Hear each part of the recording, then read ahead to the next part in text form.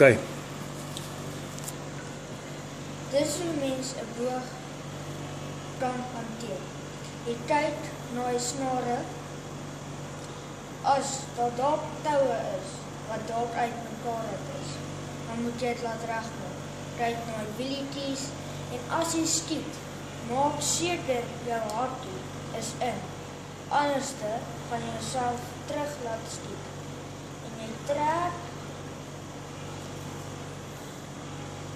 en dan trek jy daai pinnetjie terug.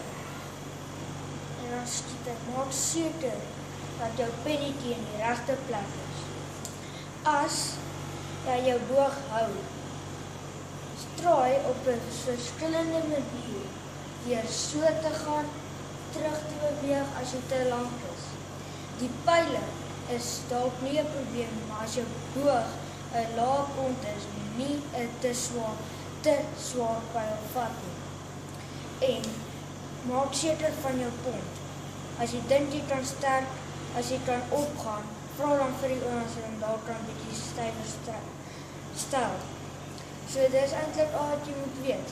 Maar as jy gaan jag in die veld, moet jy altyd seker maak dat jou klere reg is en dat jou boog reg is.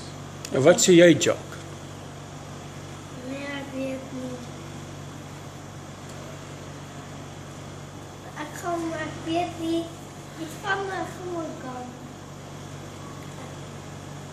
'n Gun is baie gevaarlik. Om 'n gun te gebruik, moet jy eers 15 of 14 wees.